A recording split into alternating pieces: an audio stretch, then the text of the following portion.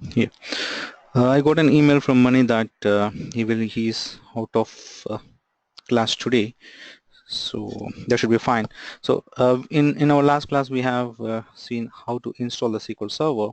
So I hope all of you have got that SQL installed on your machine, and if any of you have got any issues or concerns, please let me know, or else we'll go ahead with applying the service pack today.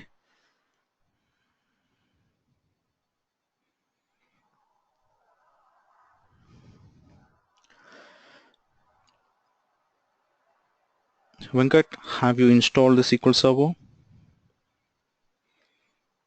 I mean, can everyone confirm that have you installed it? Ishwar, Kaushik?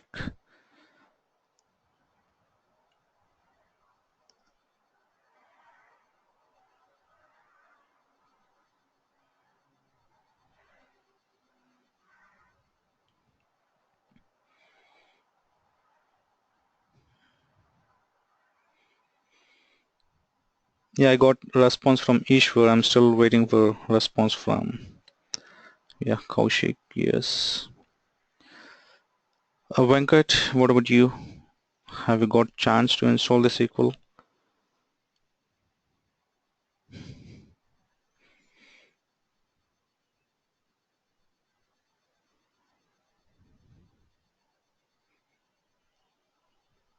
Venkat, are you there? Yeah, installed it. Sorry. Okay, we have two Venkats over here, so it's just a bit confusion. Oh, you did not install. That's all right. Please try to make it today at least.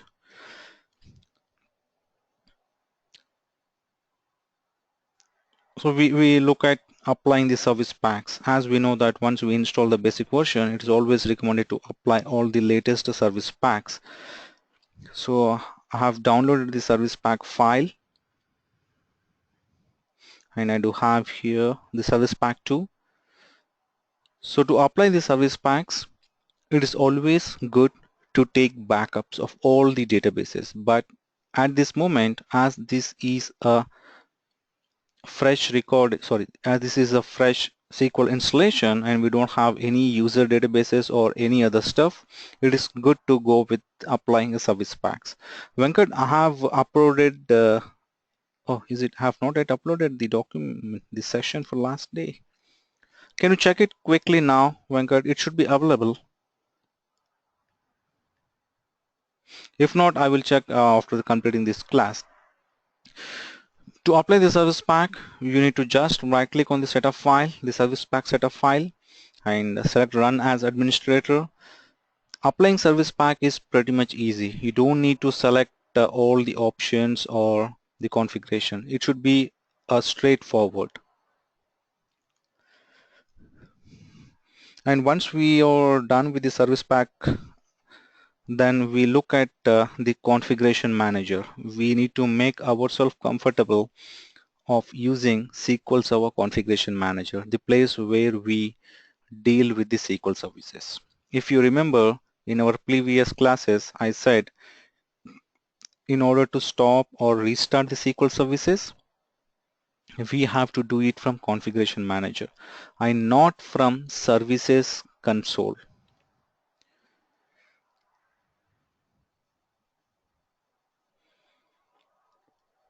Yep.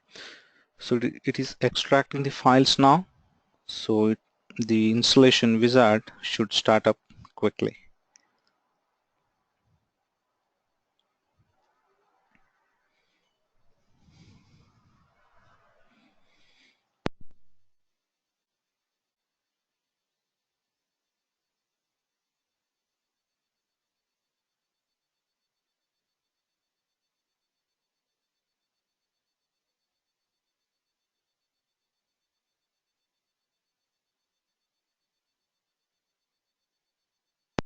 Okay, before it comes online, I mean the installation wizard comes online, let us try to look at the configuration manager. So in order to open the configuration manager, again in search you can type configuration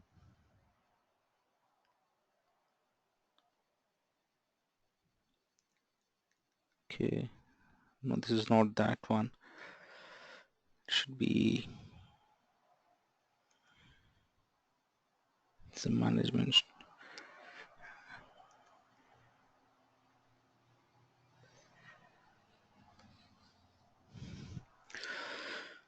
Different operating system have got different type of ways to get into it.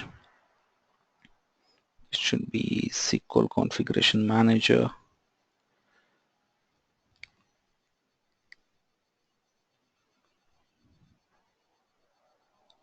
Yeah, we have got the service pack update window, so we go ahead with this one now. Oh shit, there is a validation failed. You can see here, this is how it comes sometime. It says the restart computer has failed. What it means is my machine need to be restarted before I go with this service pack upgradation. So you can click on this one and it shows you a computer restart is required. So I can't proceed further. You can see the next button was grayed out. So I have to restart the config, have to restart my machine in order to proceed with this installation. So that is one of the thing we need to be aware of. If you see these type of issues, we have to restart our SQL servers. Then only we can go further with the installations.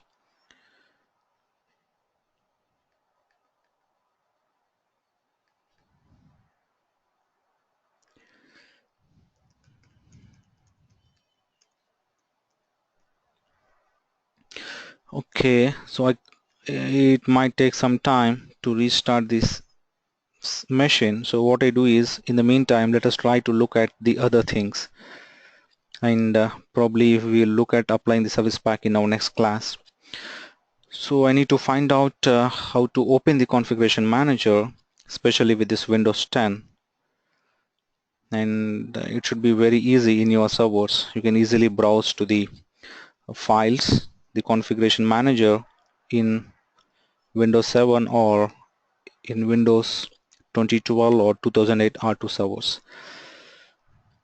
The Windows 10 is very new for me to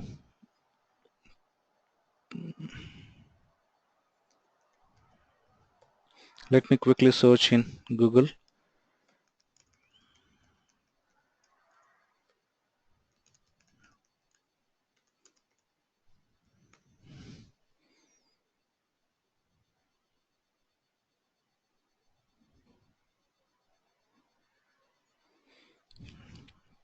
Having said that, everything you can find it in Google regarding the SQL Server.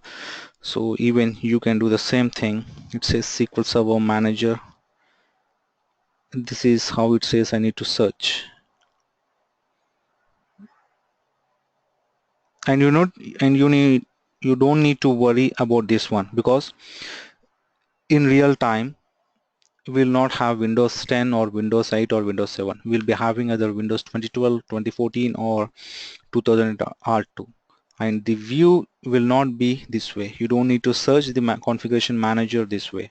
You just need to go to the start, then all apps. There you can find all the apps that are related to the SQL Server.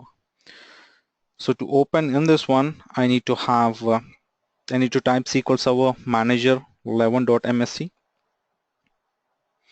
and this will open up the console for the services that are very much related to the SQL Server.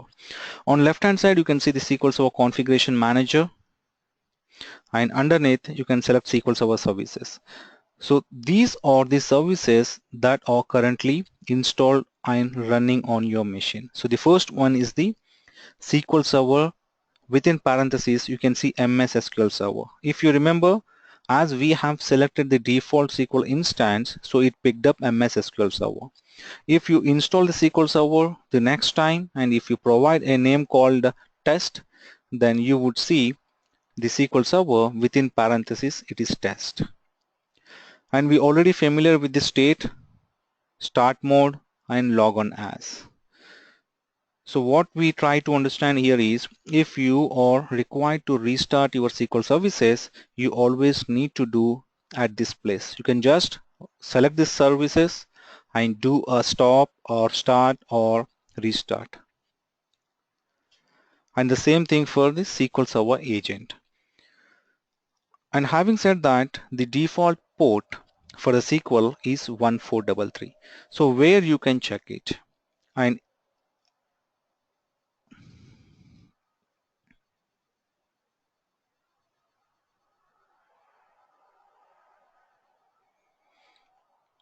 yeah, so in some cases what happens is, instead of going with the default SQL port, which is 1433, some organizations will use a different non-default port number. So in that case, if you want to know that on what port number the SQL instance is running, then you can go to the SQL Server network configuration, then protocols, then you can find TCP IP, then go to properties, and you see IP addresses, click on it, and you can see the port number, which is 1433. You can just scroll bottom and you can find the TCP IP is 1433.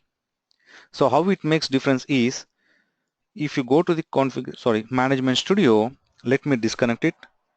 In order to disconnect this instance, you can select it, and on top you see a disconnect button. You can click on it. And the same way, if you want to connect the SQL instance, you have a button on top of it to connect. Just click on it and provide the SQL instance name following with your credentials.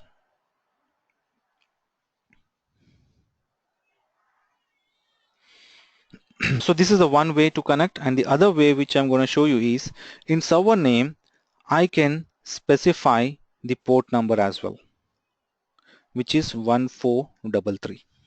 It should be instance name comma 1433 and click on enter. So it should still connect. Even though we won't provide the port number, it connects. But if there is a static, a non-default port number, it is always good to supply to the application team. When we give the connection strings to the application team, it is good if you can provide the port number. And in order to check what's the port number your SQL services are running, then you can come to the configuration manager, then SQL Server network configuration, then protocols for MS SQL Server, and go to the properties of TCP/IP. Now I have got a default instance, so the port number 1433 being used. What if I install a second instance on this machine?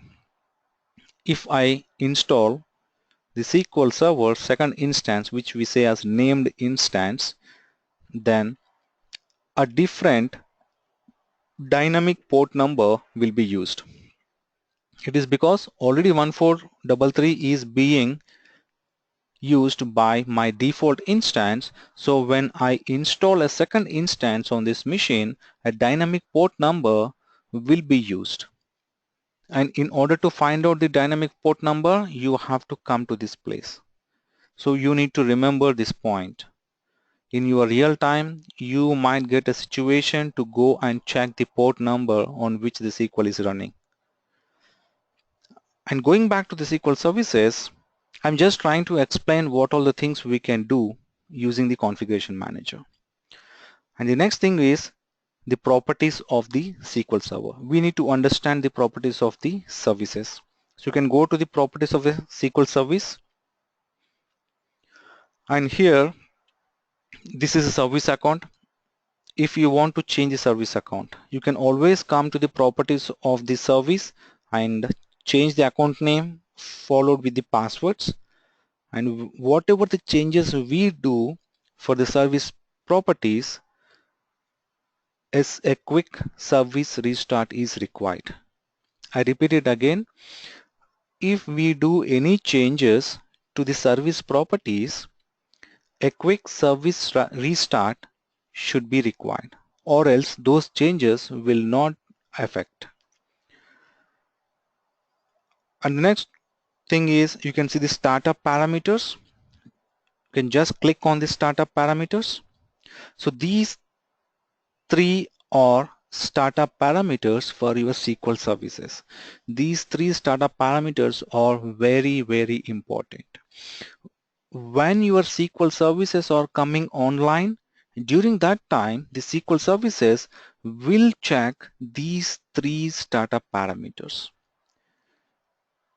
I can copy these three startup parameters into a notepad so that it would be easy to look at.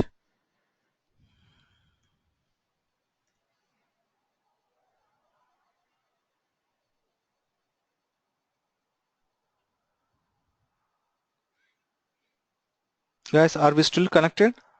Because I see some connection lost pop-up window on my machine.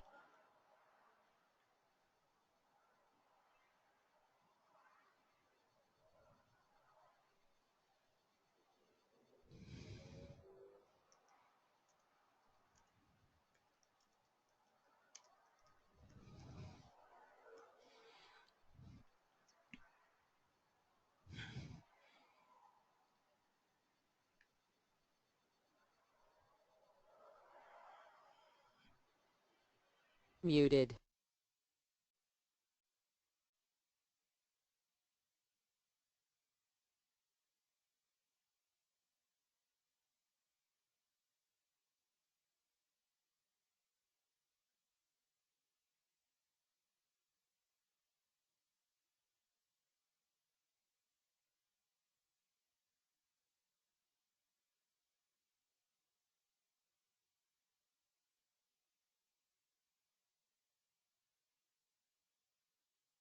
Unmuted. Yeah. Uh, Sorry guys, I just got a pop-up window saying connection lost.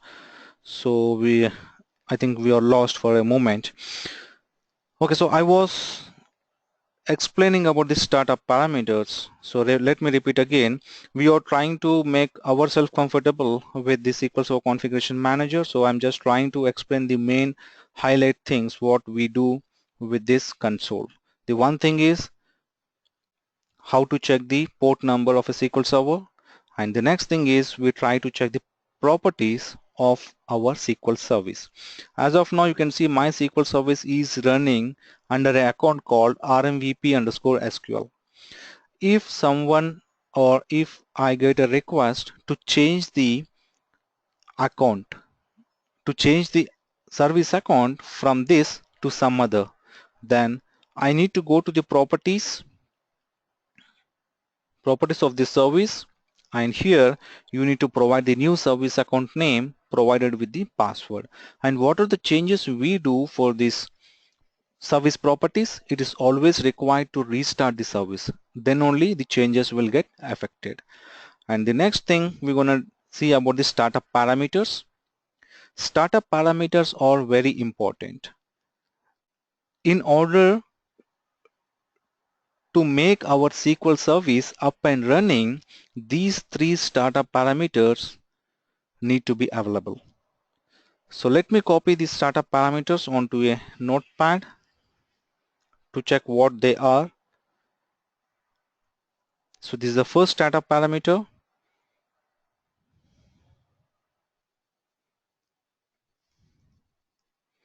This is the second startup parameter, and let me copy the third one.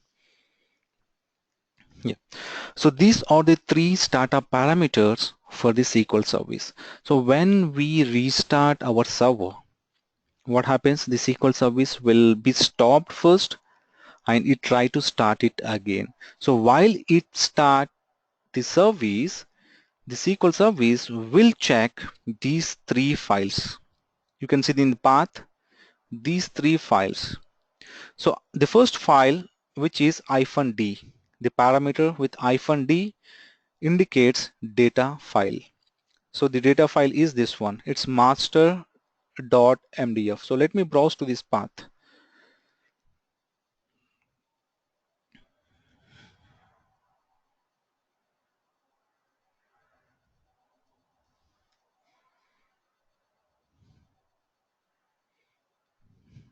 Yep. So you can see here in this path, the first one is a master.mdf. So let me show you the extensions for that. Yep. So the first one is the master.mdf. That means this master.mdf file should exist in this location in order to bring your SQL service. So there's the first condition my SQL service gonna check before it come online. And the next is it will check for a error log file. -e indicates error log. The second parameter is -e, which indicates error log, and it gonna check this file in log folder. So we need to go back one folder back, and in log folder we have error log file. So this is the error log file. We should have this file in this location. And the third parameter is -l, which indicates log file or LDF file. And again, it is inside the data folder. So you can go back to the data, and this is the one, maslog.ldf. So these three files are very, very important to the SQL service in order to come online. If any of these three, either master.mdf or error log or maslog.ldf, if any of these three files are corrupted or deleted or renamed or moved out to a different folder, then your SQL services will not come online. So this could be the one of the reason. If you encounter that your SQL services are not coming online, then the one thing you need to check is whether you have the files in the proper location, what the startup parameter says. So do you understand what I'm saying here? Even in real time, if you encounter the SQL services are not coming online, one of the possibility is the startup parameters. The files, the path might got changed or the files might got corrupted. So we need to go to the startup parameters, the properties of the service, and then go to the startup parameters and check the path where the files should be and check whether those files are in that folder or not. And we can always change the startup parameters. It's still possible. If you want to move this master MDF, Verilog, masterlog, LDF onto a different drive now out of C drive, if you want to move them onto a D drive or E drive, it is still possible. We can do that, but we do have those exercises in our next classes. So for now, if you are able to understand how critical these startup parameters are, then we are good. And the other one is the always on high availability. This is required if you have a failover cluster. If you have failover cluster, then only this option will be enabled, or else it will just give you this information. Always on high availability is a new feature started from 2012. So we do have a separate class to discuss about all these high availabilities. So this is the only one I want to highlight regarding the service properties. And you need to able to tell if someone asks you where can I find the startup parameters of a SQL service, then you can say that go to the configuration manager, then services, properties of the service. There you can find the startup parameters tab. And that's pretty much about the SQL configuration manager. Then we look at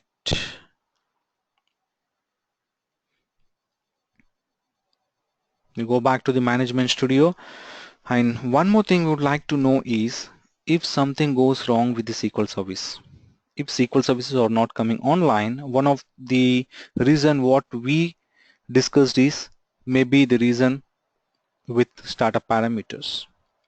But it's not 100% sure, but we are just assuming it could be the reason with the startup parameters.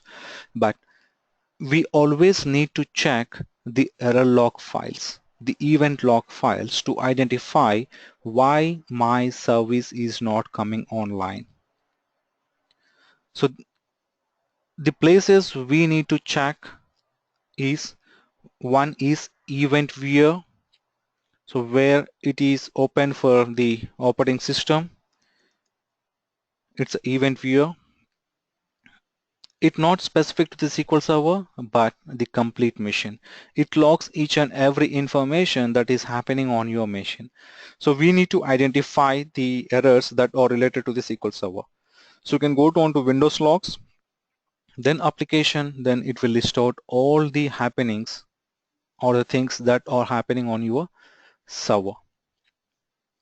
And apart from this, we do have two places where we can check the error log information about the SQL. The event viewer is overall actions that are happening on your machine. Apart from that, we have a separate files or separate place to check the information about the SQL. One is if your SQL service is up and running.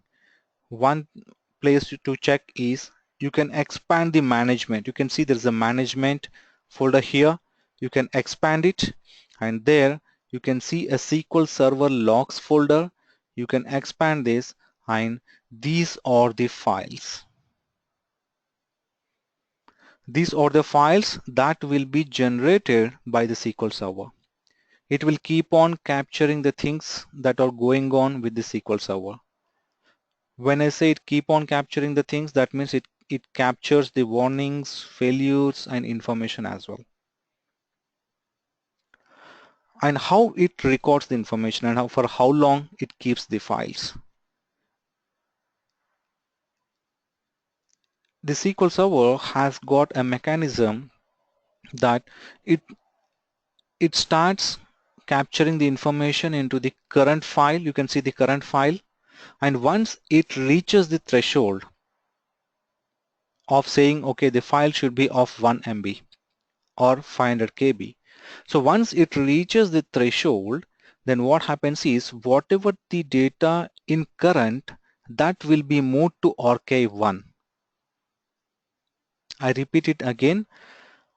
SQL Server will capture all the ongoing things into current log, and once it reaches the threshold of size, or when you restart your SQL service, whatever the content in the current file will be moved to the archive 1, and the current file will be empty and be ready to capture the next further ongoing things.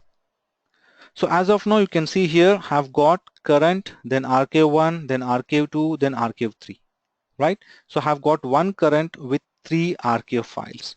But now let me quickly restart my SQL service, and you notice a new file will be created. So if you go back here, what happens is what are the information in current will be moved to archive 1, and the data in the archive 1 will be moved to archive 2, and the data in the archive 3 will be moved to archive 4. So this way it will keep around 7 files, and once it reaches the 7 files, then it will just recycle. It will start from the top. Once it reaches the 7 files, and if you still restart your service, then the data in the 7th file will be permanently deleted. So now I have restarted the service. Then what I do is I will just refresh the SQL log, and you see here we have got archive file 4. So it is not something the new file got created. It's something the data was archiving. Whatever the earlier data was in current, it moved to archive 1. It's nothing but it's keep on pushing its old data to the old file. So as I have restarted the service now, let me show you how it looks like. You can just double click on this file and it will open, and it gives you all the information regarding to your SQL service. And I can show you how it really checks the startup parameters. You can go to the bottom from where it recorded. and you can check the time. It's just before I restart the service. So whenever the service gets restart, it will check from the initial thing. Everything will be verified on the SQL side.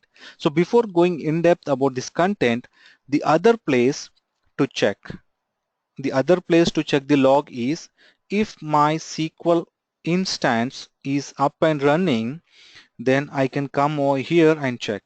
What if my SQL instance is not running, or I'm not able to connect to the SQL instance? Then where should I go and check? It is the place of the error log.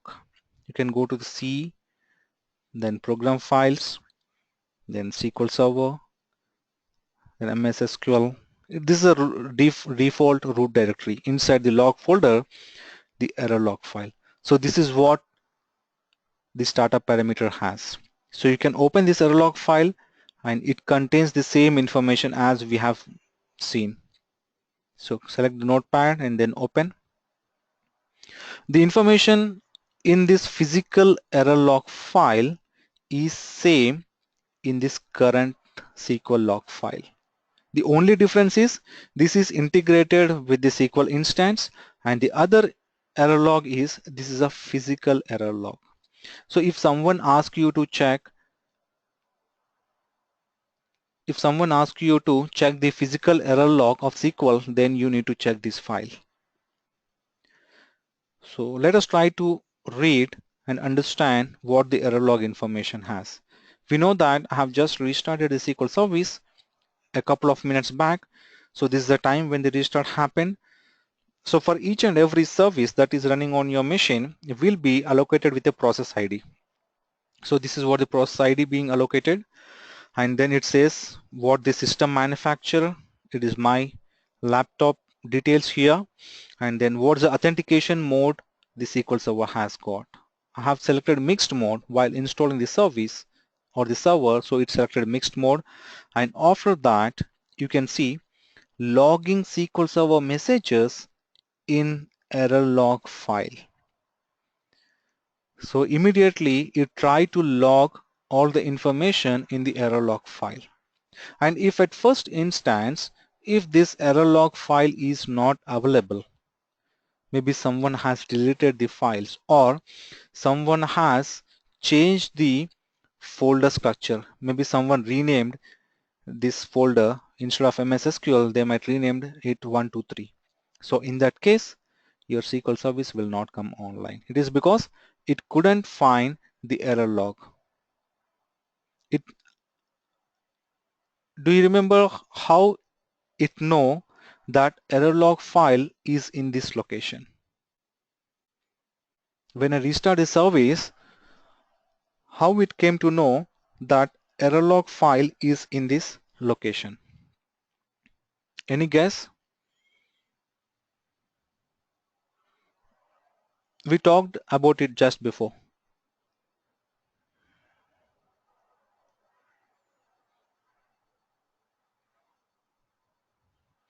We have talked about the three files, masterlog.ldf, masterlog.mdf, then error log.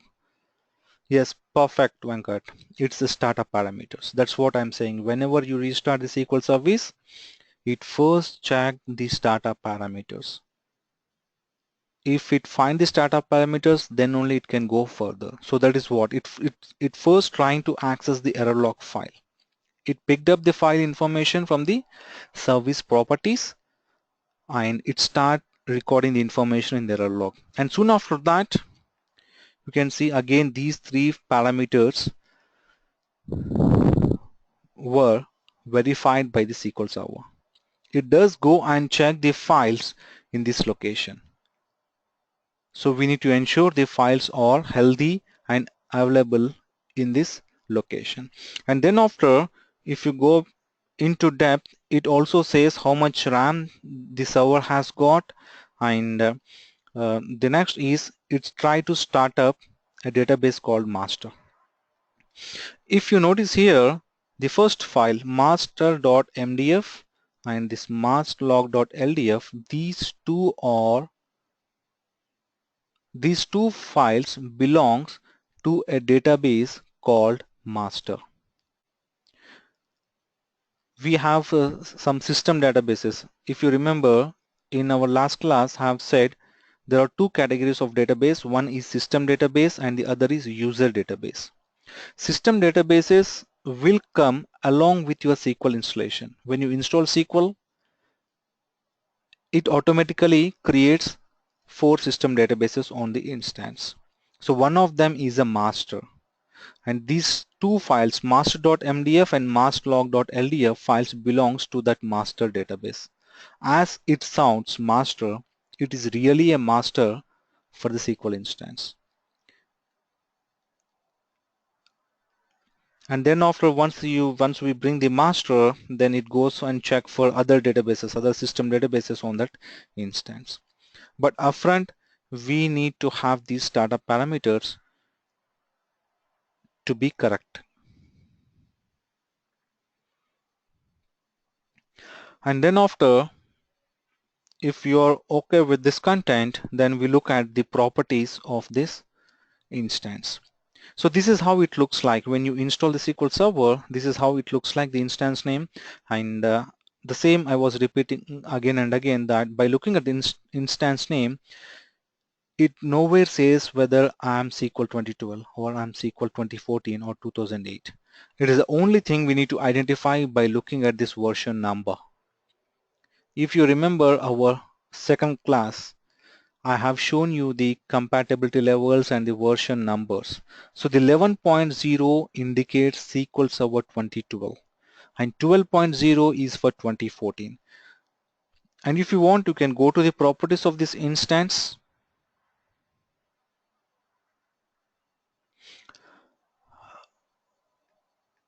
I see a question from Venkat. How can we know the startup parameters are correct or not correct? The definition of correct or not correct is nothing but whatever the path what are the path the startup parameters has got. Let's say if the startup parameter has got C, then SQL, then data. If this is the startup parameter on your service, then we should have that folder structure on our drive. Whatever we are mentioning in startup parameters, that should exist on your machine. When I say incorrect, it is something like in startup parameters you say drive L, then MS SQL, then data. But if you come to your drives, you don't have L drive. Then there is a problem and your SQL services will not come online. So what we need to ensure is whatever the path we are mentioning in startup parameters, that path should exist on the machine. Does it make sense, Venkat? Yeah. So if you can go to the properties of the instance, it shows you about the product, what the product we have installed, what's the edition. It says that Microsoft SQL Server Enterprise Evaluation Edition. This is what we have installed. And later, the version, the 11.0.210060. It might seems a bit complex. How do we remember always about all these versions? I can give you a URL where you can directly go and check what SQL Server it is and what service pack it has got and whether there are any updates, the cumulative updates ran on that. The one of the website where we can get all this information is SQL Server builds. The first link. So you can use this URL so that you can easily identify. By looking at the number, you can easily identify what version it is. But it might be useful for initial days, but once you keep on working on that, you don't need this website. You can easily reference the version by looking at the number. So if you switch back to the SQL Management Studio, the version is, it says 11.0.2100, right? So it's 11.0.2100. So this belongs to SQL Server 2012 here. You can see here. And if it is 12.0, then it is SQL 2014. And once you install the Service Pack 2, I have got Service Pack 2 here. Okay, the latest is a Service Pack 3. You can see here the latest Service Pack is 3. And for interview, it is required for us. Maybe the interviewer might check whether you are up to date. And he might ask, what is the latest Service Pack for 2012? Then the answer should be SP3. And what's the latest Service Pack for 2014? For 2014, the latest Service Pack is SP1. So just try to be aware about this one. What are the latest Service Packs for either 2012 or 2014? So once we apply the Service Pack 2, then the version number will change 11.0.5058.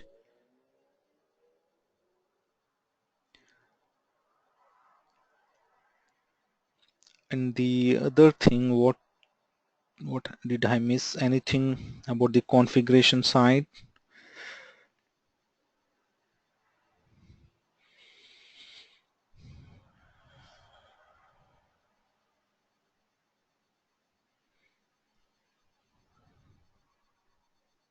Yep. So going back to the Management Studio, you can see here there is a green color play symbol. This indicates a service. And this service is nothing but the database engine service. So if I have to map with this one, the first desktop iPhone G2 VJ RMS which you are seeing here, this service is nothing but SQL Server MS SQL Server. It says database engine service. We call it as a database engine service. And whatever the SQL Server agent service you are seeing at bottom, it is related to the SQL Server agent. So if I stop the agent here, you can see automatically the green color will change it to red. Let me just refresh. Yeah, you can see here it being changed to red. That indicates red color with pause symbol. So let me start it again. And when we start it, the color will again change to green. And the database engine contains the information about the databases, and the SQL Server agent will contain the information about the jobs, alerts, and operators. We know much about in our next classes. We'll take each and every class to understand the main areas about this one, but for now we need to understand the database engine service will hold about the databases information, and the SQL agent will hold the information about the jobs. And don't bother about what a job is. We'll discuss more in detail in our next classes. And we have seen how to check the port number, and the other option, the other way how to check what SQL version is running. The one way have shown you a web URL where you can go and check. You can just map the version number to find out what SQL version being installed, and the other way is you can just execute a simple command, select @ version. If you can execute this simple command, okay, let me show you this one how to open it. So when you open Management Studio, it would look something like this. So we need to have a place to write the queries. So the query editor is somewhere, the option you can use here. You can just click on this, it will open a query window. The other way is right click on this instance and you see a new query. So you can use either way, which is comfortable for you. And it will open a query editor window.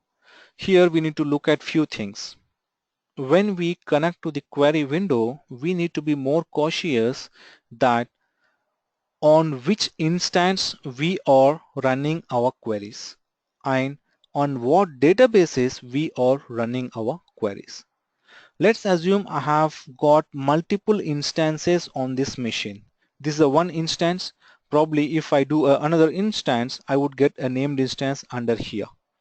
So that time we need to be more careful that this new query window, whether it belongs to the first instance or second instance or third instance. Because in real time we connect multiple instances in single management studio. So that is the reason I'm stressing, if you just do a mistake that instead of running a tsql command in one instance, if you run it on another instance, then we'll be losing our data and sometimes we lose our jobs as well. So we need to be cautious that are we executing our queries on right window, on right instance, on right database. So to make it clear, when you open a new query window, it will show you at bottom. If you look at bottom, it will show you to which instance this new query window is connected with. And then after, whose credentials being used to open this new query window, under whose credentials this new query window being open. And the next is the master. It's a database. If I write any query here and execute it, it gonna execute on my master database. So if you got a requirement from a user, he gives you a query to drop a table. Okay. So as a DBA, what we need to do is we copy those script from the user and paste it on the new query window. And whenever you open a new query window, by default, it open on master. The other place you can check it is here. It's master. Don't just execute the queries blindly. If you do that, instead of dropping the table on one database, you end up dropping it on another database, which is not right. So please make sure that you are executing the queries on the required instance on required database. If you want to change from master to other database, you can just click on drop down and you can select the other database here. So I can write a simple query to find out what SQL version it got, and the query would be something like select @ version. And once you write this command, we need to parse it. We need to confirm whether my query is right in perspective of syntax. So to check, you have a right symbol on top of it. This is to parse. Parse means it will check if there are any syntax errors. So you can click on it. It will check, and if there are any errors, it will throw out. As of now, there are no syntaxes. And then after, what I do is I can select this line, and you can see here there is an executive button. Either you can click on this one or you can just click F5 on your keyboard. So I click on execute here. When I click on execute, the result, this is called a result window at bottom. So it gives you the result of this query. So it says Microsoft SQL Server 2012.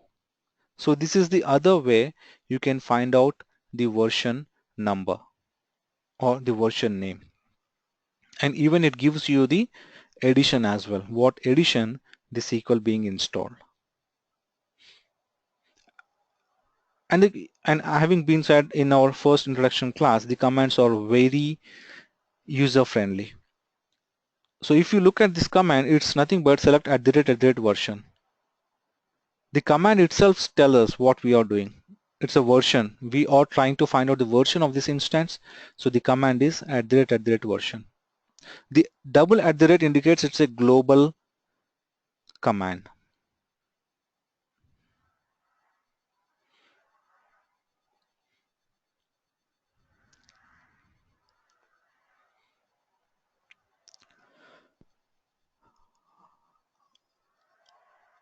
And before I go with the databases to discuss more about the databases, so do you have any questions till now about the configuration manager, about the SQL error log, checking the error log files?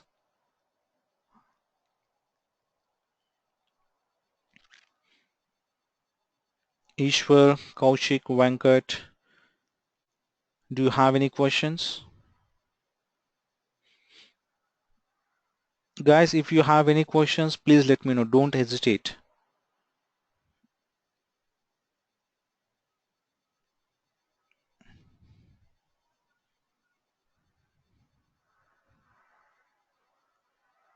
Yeah.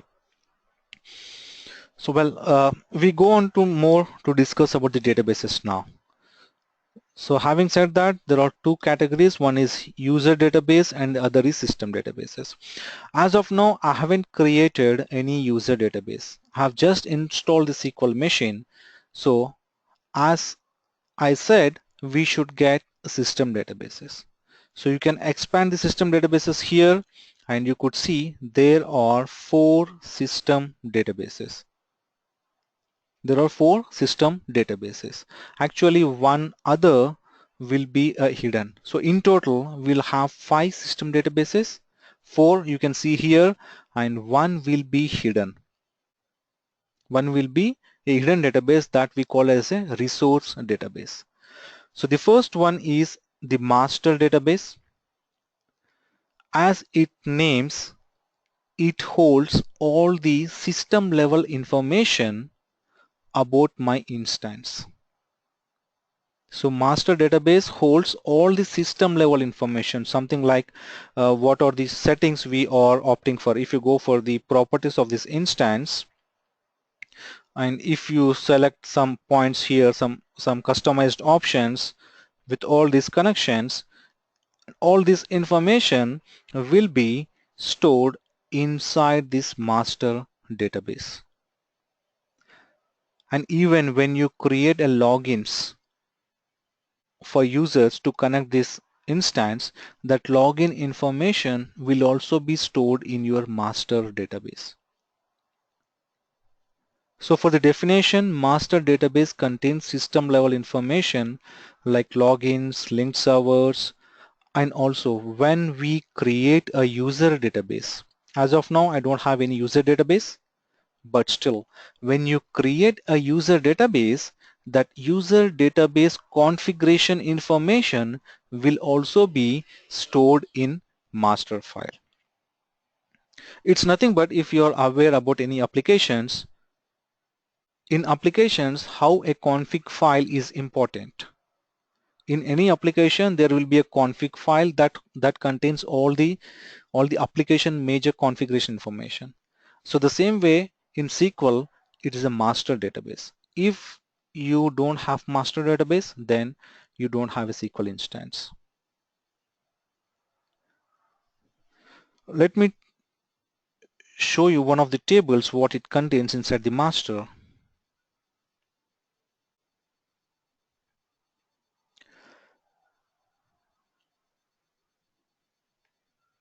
We should have a databases. Yeah, you can see here there's a view called sys.databases. In order to read the data from this database, you can just right click on this table and do a select. You don't need to even write the query, but still it is always good if you practice to write the queries, but you still have an option to go for a GUI at initial days. So you can do a select top 1000 rows, and you can see here it listed out only 4 rows because I only got these 3 database information.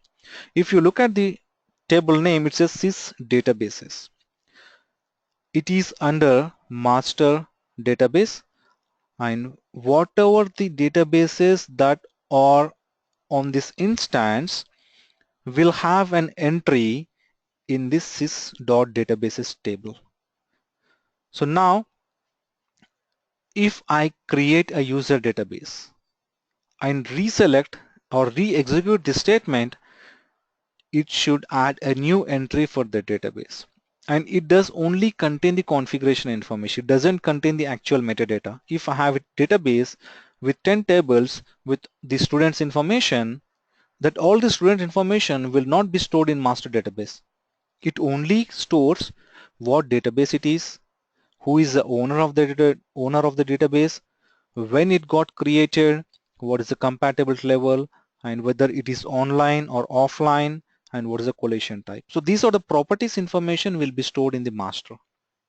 Metadata will be still stored in its individual user database itself. And the next is the model database.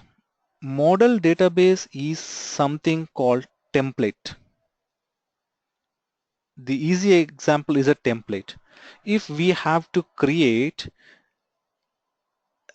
any application or any forms, what we do is we take a template. Based upon the template, we create our forms. The same way, if we have to create any user database,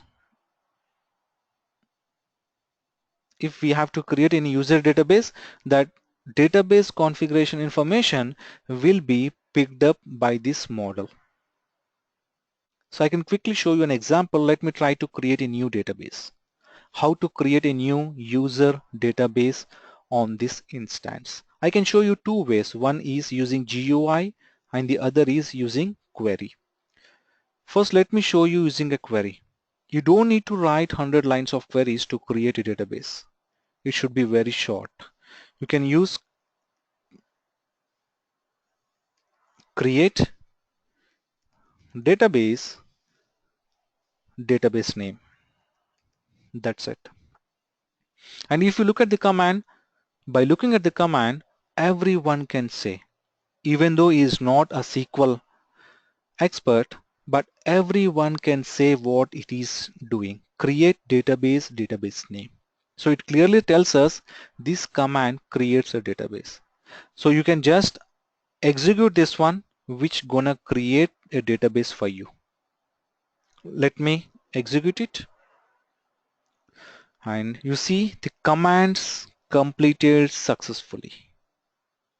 And you see a green color sign symbol. We need to ensure whenever we execute our queries, we need to ensure the commands completed successfully with a green color. That indicates your syntax or your query being executed successfully.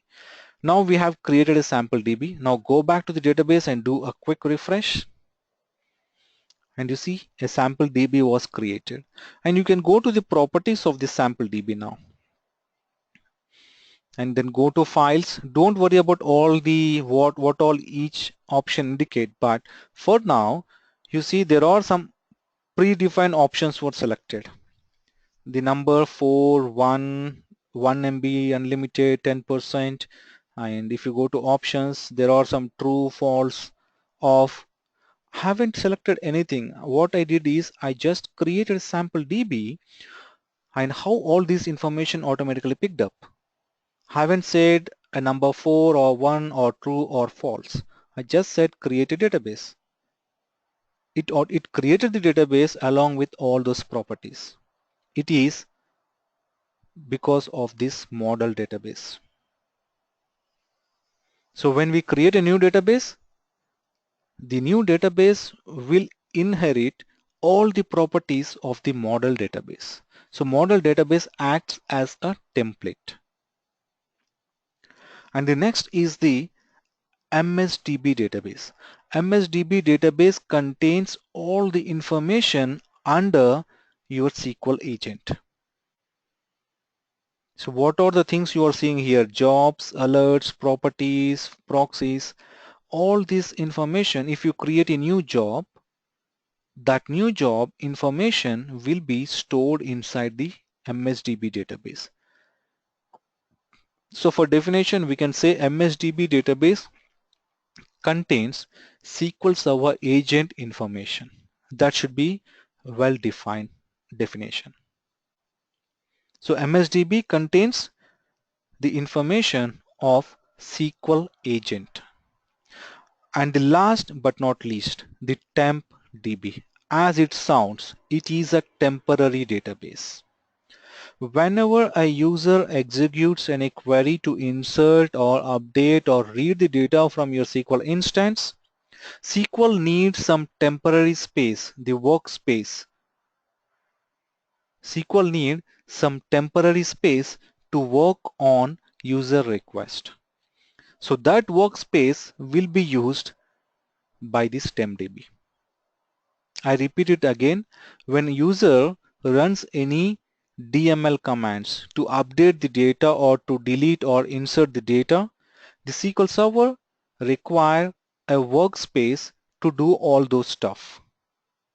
Maybe as a user, I'm writing a query to pull out all the rows from a table called employee order by their joining date.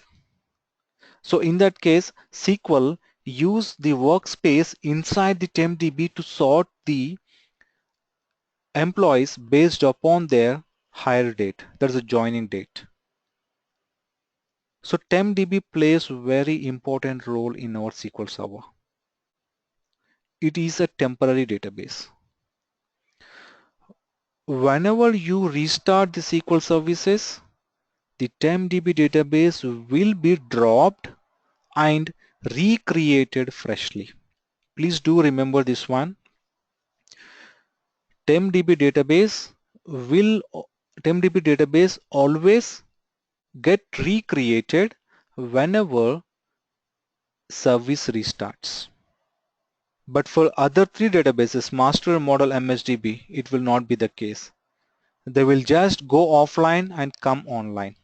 But for TempDB, the complete data inside the database will be flushed off, will be removed, and a fresh TempDB will be created. So that is the reason there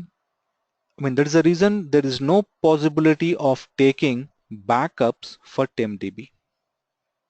As it holds the temporary information, so there is no option to take backup of TempDB. You might get a question like, can I take a backup of TempDB? The answer should be no. We can't take backup of a TempDB database because it is a temporary database and it will always get recreated every time when you restart the service. And this is all about the 4 system databases. So have you got any questions with this?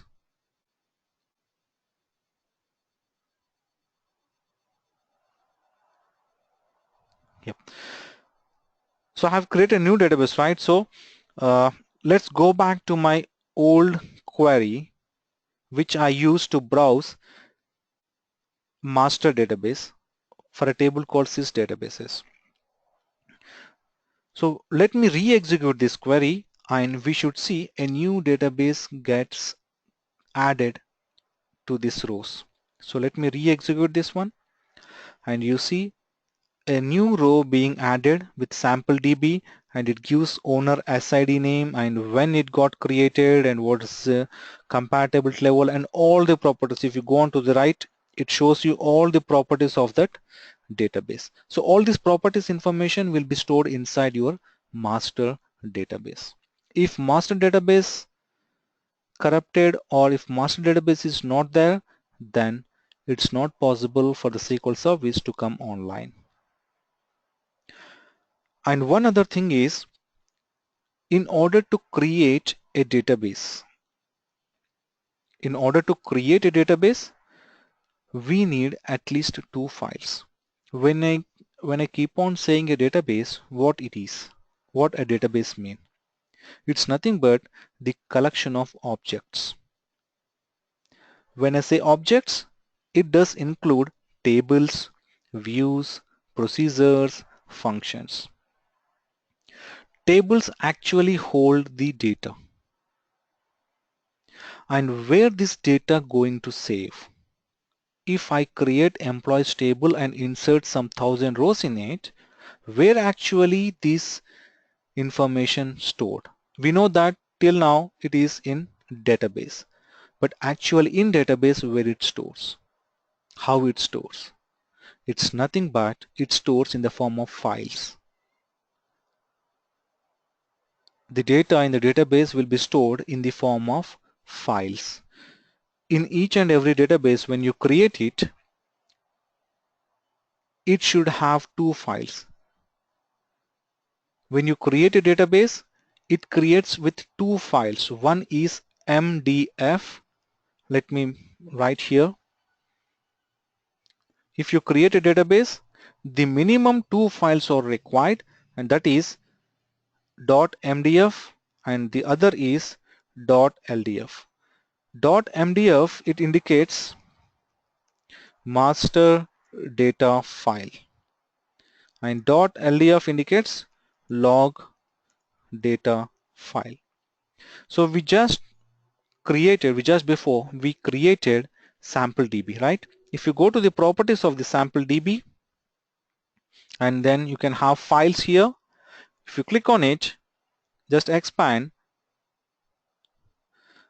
and you can see there are two files created. You can go to this part to find the files.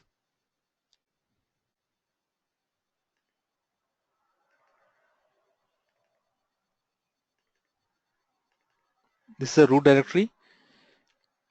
So you can see here I have got two files for sample DB. The same way for each and every database, the minimum files, I'm saying the minimum, we can have more than two, but the minimum is two files. One is MDF and the other is LDF. So the first two files belongs to master, and the second two files will belong to model database, and the third two files will belong to MSDB, and the next two files will belong to the sample DB, and the last two files belong to the temp DB database. So I hope you understand that to create a database we need at least two files. That is, one is MDF, which is master data file, and the other is LDF, which is log data file.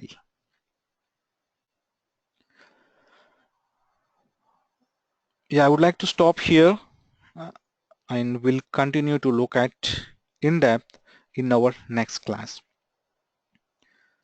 So this is about the system databases master. This database is critical in SQL Server, and it consists of complete SQL Server information like databases, login, system level, stored procedures, and model is a template we have seen just before.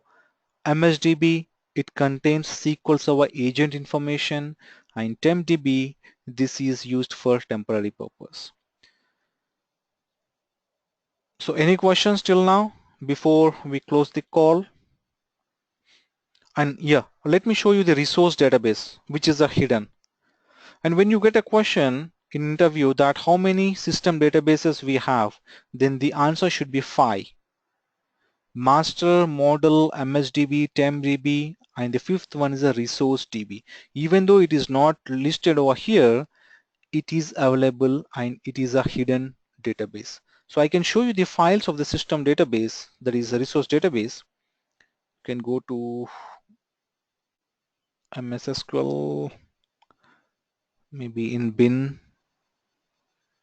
Yeah, you can see here these are the two files. It's MS SQL's system resource MDF and LDF files. So these two files belongs to resource database. So even though it lists out 4 system databases at here, don't forget that we do have one more system databases, that is resource. It is a hidden.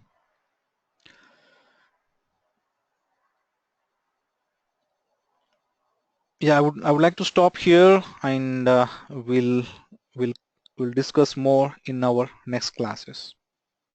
So any questions till now?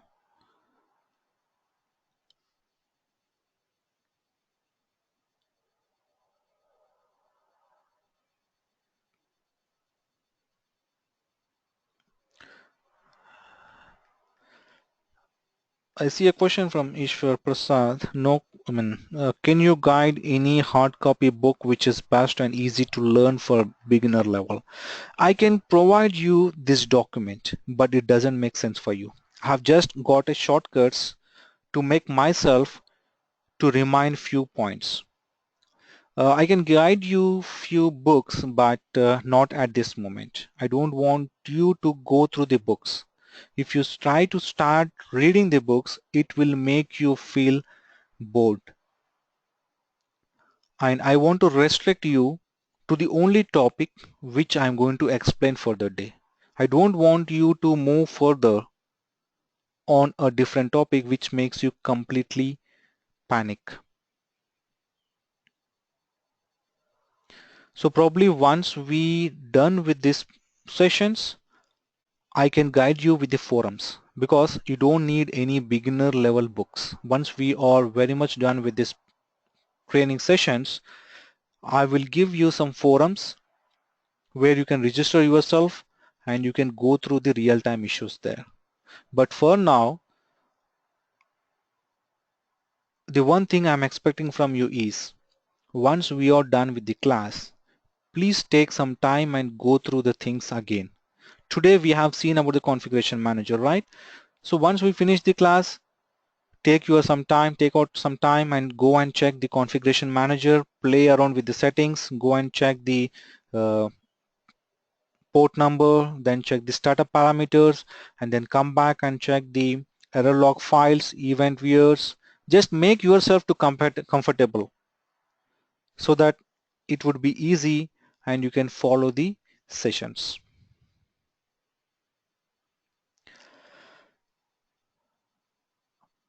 Okay guys, thank you very much. I'm closing the call now. And if you have got any questions, in the meantime, you can always drop me an email